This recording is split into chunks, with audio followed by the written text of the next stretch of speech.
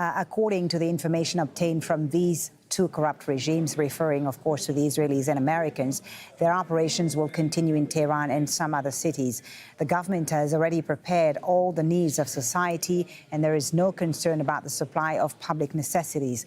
Schools and universities will be closed until further notice. Banks will continue to serve their dear nation of Iran. Government offices will operate at 50% capacity for the time being. So a statement there from Iran's National Security Council. Let's go to Muhammad Val in Tehran for an update on the situation on the ground. Mohammed, what's been happening there?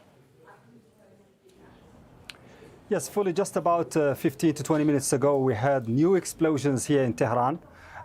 We couldn't locate the exact targets of those explosions, but that's clearly an indication of the continuation of this operation, as has been promised by the American president. Iranians also are bracing for this, and as you just mentioned, the Supreme National Council, Security Council, has announced that this is going to be an ongoing operation, and that people have to take shelter in safe areas. They have to avoid going to unsafe places.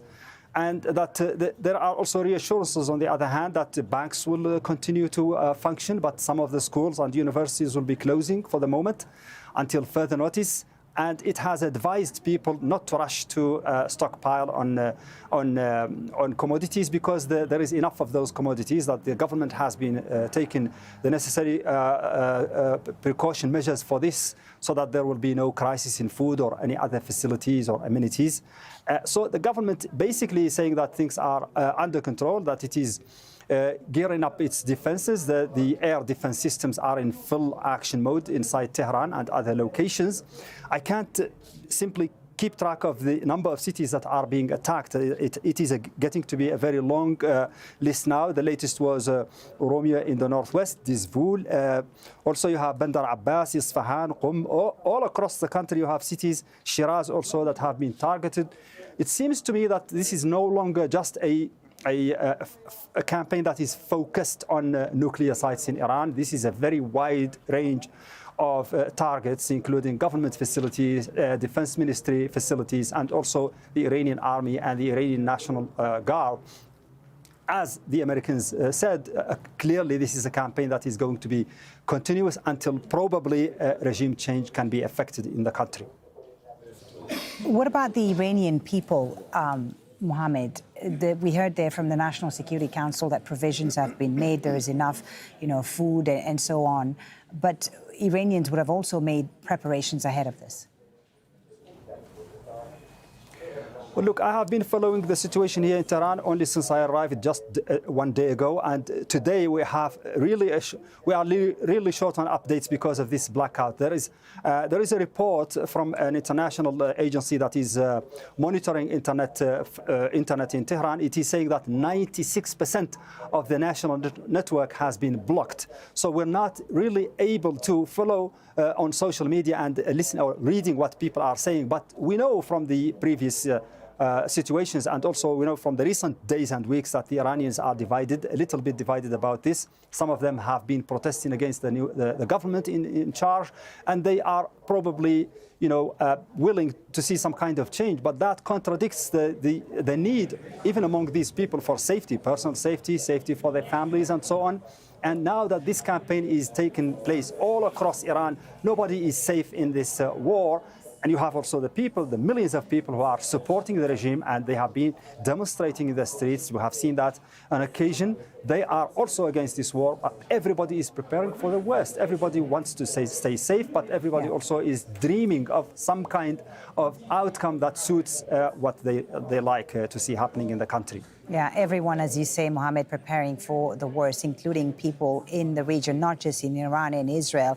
Iran has launched several retaliatory strikes on U.S. assets in the region, including in Bahrain, which has confirmed that there have been attacks inside its territory. It also says the headquarters of the U.S. Navy's Fifth Fleet has been targeted by a missile attack and has urged people to take cover in a safe area. Loud explosions have been heard in Abu Dhabi, the capital of the United Arab Emirates, which has announced the closure of its airspace, both temporarily and partially. These are some of the latest images that appear to show interceptions over the skies and interceptions of Iranian missiles also here in Qatar, which is home to the largest U.S. military base in the region, Al Udeid. Let's check in with Axel Zaimovic, who's in Doha. Axel, bring us up to speed with what's been happening here. There have been several missiles intercepted here in Qatar. Well, that's correct, Foley. We're actually standing at a location where we saw firsthand that these active Qatar's air defense operations are unfolding, but we see their intercepted missiles coming to the direction of the city of Doha. And not long ago, we actually saw that the smoke is actually coming from the direction of the old port. And that goes really with lines what the Qatar official statement says here, that everybody should stay indoors. And they keep urging population, not just people living here, not foreign nationals, but everybody in the country to stay indoors, because this situation is rapidly moving and it's quite changing quickly on the ground. But we also have another warning coming from the U.S. Embassy. Actually, that's the warning that was in place early morning. They told people here in Qatar to take cover, to take shelter, and also to follow official channels of communication, because, as I said, the situation is rapidly moving here. But for now, what we saw is Qatar's air defense are intercepting missile and projectiles coming to the directions in Qatar. And of course, it's really important to mention that it really goes with the context of Al Udeid air base. That's the largest American military installation here in the Middle East. And that's the reason why we saw smoke coming from the direction of the old port, but also we cannot independently confirm this report that the base itself has been hit in any of these attacks. Okay, so we can't just confirm the reports that the base itself at Al Udeid has been hit. We do know, though, that Qatar has closed its airspace, and so has the UAE and Kuwait. Qatar Airways, Axel, announcing the suspensions of flights from Doha. This is going to cause a huge disruption across the region. That's true, and Qatar also issued a statement saying that all the flights are cancelled until further notice, and everybody, people who have scheduled flights to leave the country or come in the country, should remain indoors. But also, the government is urging population here to not to go out in any public gatherings, to stay indoors, to make sure they have enough supplies until the situation is more cleared.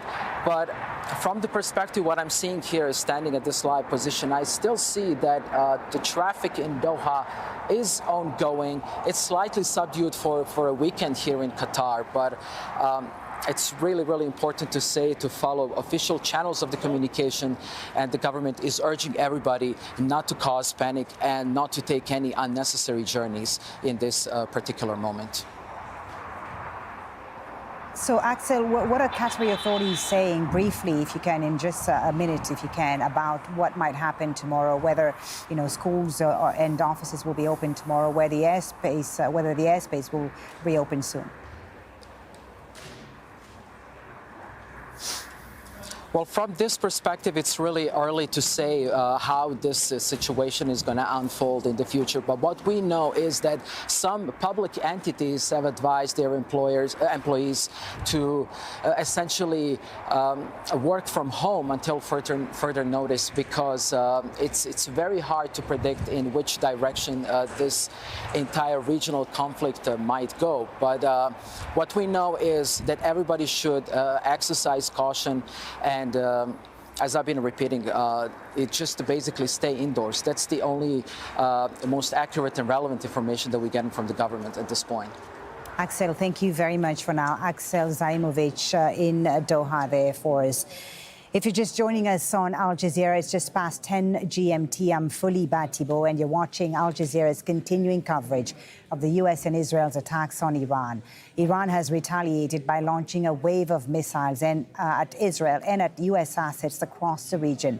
The joint U.S.-Israel attack began in the capital of Tehran, but has now spread across the country in what the United States has called Operation Epic Fury. The Israeli military says it struck dozens of military targets in Iran and that strikes will continue as required. Iran has closed its airspace and cut mobile phone services. It's also vowed that its response to the attack will be, quote, crushing. Now, this, of course, is happening just days after representatives from Tehran and Washington held indirect nuclear talks in Geneva. Let's show you some of the latest video we're seeing, which shows a low-lying flying fighter jet in the skies over the Iranian capital. Iranians have been hearing the sounds of jets and explosions throughout this Saturday morning. Aside from Tehran, there have also been attacks in several other cities, including the holy city of Qom, Karaj near the capital, Isfahan also in central Iran, and Tabriz in the northwest. Kermanshah and Ilam, both in the west towards the border with Iraq, have also been targeted. Explosions have been reported across the Gulf region as Iran retaliates. Bahrain has confirmed attacks inside its territory.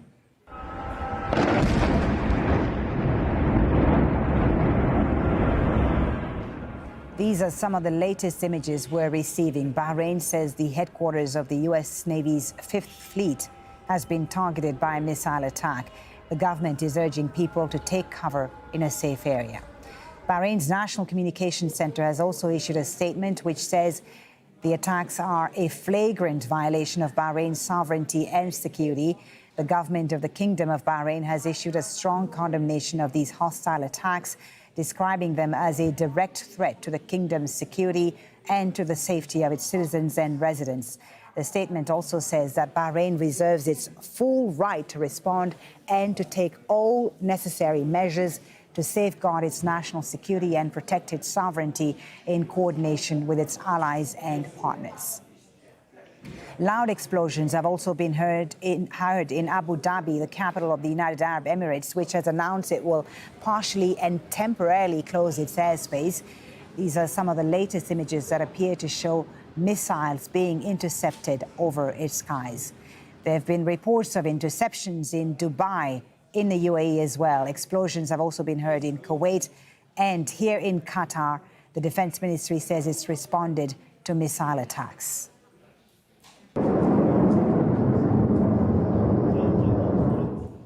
These are pictures from here, the Qatari capital, Doha.